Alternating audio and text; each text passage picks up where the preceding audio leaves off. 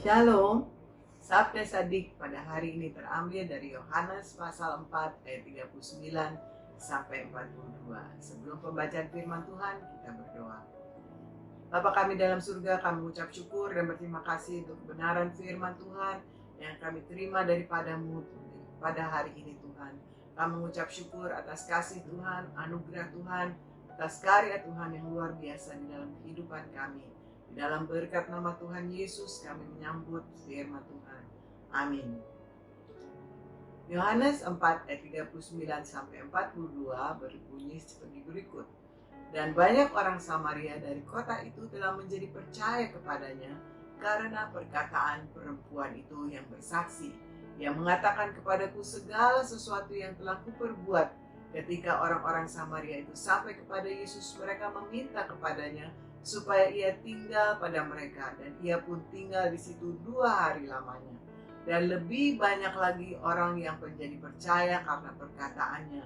Dan mereka berkata kepada perempuan itu, kami percaya, tetapi bukan lagi karena apa yang kau katakan, sebab kami sendiri telah mendengar dia, dan kami tahu bahwa dialah benar-benar juru selamat dunia.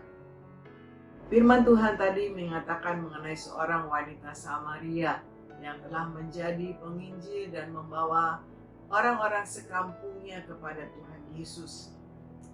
Jika ada seorang wanita yang bersuamikan 6 orang, maka tentunya ia akan dicemooh, dihina, dan disingkirkan dari pergaulan. Namun itu tidak terjadi pada wanita Samaria ini, karena pada saat ia berjumpa dengan Tuhan Yesus, merubah segala sesuatu, dan ia menjadi seorang hamba Tuhan, ia menjadi seorang pengikut Kristus, ia menjadi seorang penginjil yang membawa teman-teman, orang-orang sekampung, sedesanya kepada Tuhan Yesus. Dikatakan di situ, aku mengutus kamu untuk menuai apa yang tidak kamu usahakan. Orang-orang lain berusaha dan kamu datang memetik hasil usaha mereka. Apapun latar belakang kehidupan kita, meskipun kelihatannya mungkin kurang baik, kotor, atau najis, jika kita datang kepada Tuhan, ia pasti akan mengampuni kita dan memakai kita menjadi sarana dalam tangannya. Musa, Daud, Yefta, Deborah, dan hamba-hamba Tuhan yang lain adalah suatu contoh yang telah menjadikan bagaimana Tuhan memilih dan mengutus mereka untuk melakukan apa yang juga dilakukan oleh wanita Samaria ini.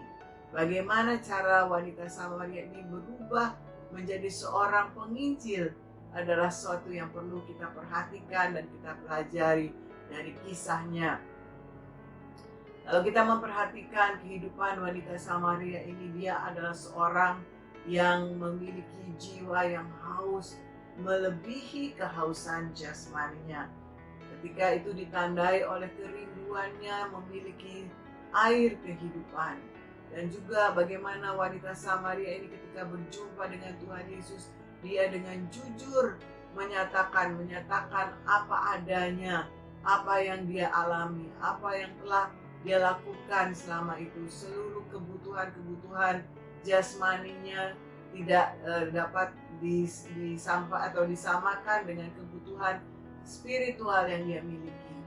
Bagaimana wanita ini ditandai dengan kemampuannya untuk menilai seseorang, ditandai juga dengan kepengetahuannya akan hal-hal rohani, walaupun latar belakangnya demikian, dia memiliki pengetahuan mengenai hal-hal rohani yang baik, dan dia memiliki jiwa yang lapar dan haus akan kebenaran yang belum dia rasakan dipuaskan.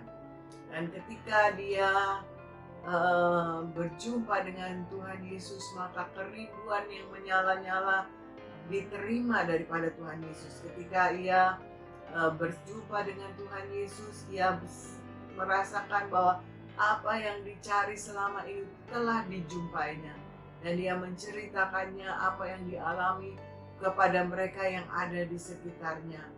Hasilnya hampir seluruh kota Samaria percaya kepada Yesus. Ia adalah seorang utusan Kristus atau seorang penginjil pertama di kota Samaria. Sebagaimana wanita Samaria ini telah berjumpa dengan Tuhan, kemudian dia lakukan apa yang diinginkan oleh Tuhan, yaitu dia telah memberitakan apa yang telah ia alami kepada seluruh mereka yang ada di sekitarnya. Seluruh orang-orang pada penduduk desa Samaria itu merasakan bagaimana wanita ini mengalami perjumpaan dengan Tuhan, dan setelah dia berjumpa dengan Tuhan, maka dia memberitakannya kepada mereka yang ada di sekitarnya. Biarlah apa yang dilakukan oleh wanita Samaria ini juga akan kita lakukan di dalam kehidupan kita. Ketika kita sudah berjumpa dengan Tuhan Yesus, maka kita pun akan memberitakannya kepada mereka yang ada di sekitar kita. Amin.